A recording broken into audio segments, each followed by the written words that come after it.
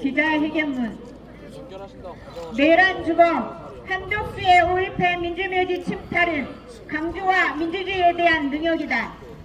사법 쿠데타로 제2내란을 시도한 대법원과 한독수를 규탄한다.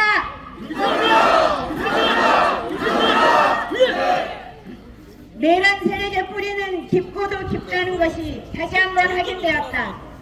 내란 잔존 세력이 대법원의 장악한 법비를 동원해 사법 쿠데타로 제2의 내란을 시도했다. 조희연 대법원장의 대법원은 부인만의 파기 환송이라는 유례가 없는 결정으로 주권자인 국민의 상식을 배신하고 법의 이름으로 민주주의를 공격했다. 우리는 시민들의 참정권을 침해하고 내란 세력의 재준동을 위해 정치 개입을 사용한 대법원을 규탄한다. 12.3 내란 사태 후 분명해지고 있는 것은 현재의 사법부가 주권자인 국민의 명령을 지속적으로 배신하고 있다는 것이다. 법이 주권자인 국민을 위해 작동하지 않고 내란 세력과 기득권 카르텔을 위해 복무하고 있다는 것이다. 법비 지기현의 위법적 판결에 의한 윤석열의 탈옥과 특혜 재판 등 사법부에 의한 법과 상식의 파괴는 이미 도를 넘어섰다. 이번 대법원의 상식을 넘어선 판결은 사법부가 내란 세력과 한몸으로 엉켜있는 카르텔에 불과하다는 것을 가장 노골적인 모습으로 드러낸 장면일 뿐이다.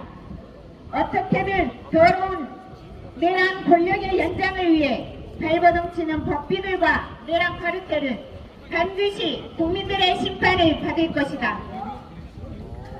광주 비상행동은 광주 시민과 함께 명령한다. 국회는 지금 당장 국민과 법을 배신하며 내란을 획책한 조희대 대법원장을 탄핵하라! 내란 세력을 돕고 있는 사법부는 더 이상 법의 정의를 논할 자격이 없다. 그들은 내란 동조자일 뿐이다. 나라와 국민은 어떻게 되든 상관없이 자신들의 기득권만 지키면 된다는 탐욕스러운 법이될 뿐이다. 우리는 이번 대법원의 파기환송 판결이 극우 내란 세력의 정치적 고발에 의한 정치 계획의 일환이라는 의식을 지울 수 없다.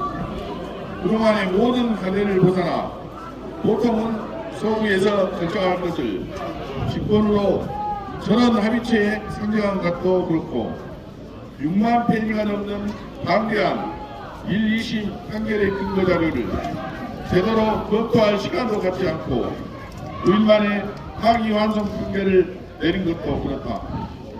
그리고 마치 이 판결을 기각했다는 듯이 한덕수가 대선 출마를 선언하고 5.18 민주묘지를 참배하겠다는 것도 그러하다. 내란주범 한덕수는 5.18 민주묘지를 참배하며 민주주의의 가치를 되새기고 민주주의의 정신 개선과 국민대 통합 메시지를 발표하겠다고 떠벌리고 있다.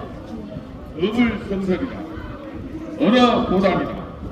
그는 국민의 가슴에 총문을 여는 내란 수기의 파멸을 막기 위해 민주주의의 최후 보루인 헌법을 위린하면서까지 헌법 재판관의 임명을 거부했던 자이다. 법은 자기 말을 들을 자를 헌법 재판관으로 임명하기 위해 권한을 남용해 임명을 시도했던 자이다. 민주주의를 심각하게 파괴한 내란 가담자를 철저히 수사할 내란 특검법을 거부했던 자이다.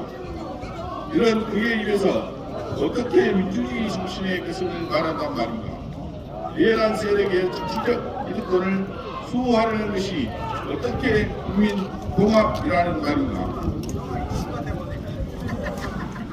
그의 행동은 내란 세력의 재집권을 위한 것일 뿐이다.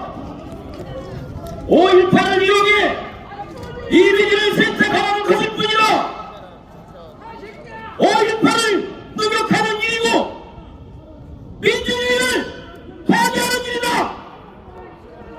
우리는 5.18을 정치적으로 활용해 민주주의를 욕구해내는 한덕수의 5.18 민주주의 참여를 경험한다!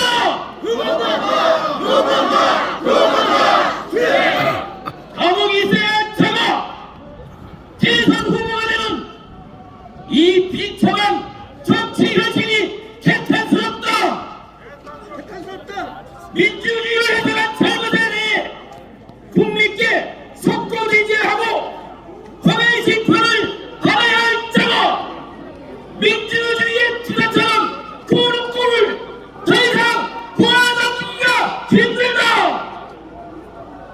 이 부실한 상황을 광주 시민사회는 결코 용납할 수가 없다. 내란 주범 한덕수는 국립 5.18 민주주의를 더럽히지 말라!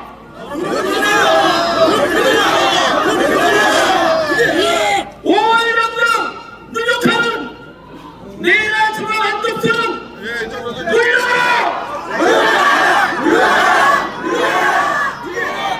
그대가 있어야 할 것은 감옥뿐이다!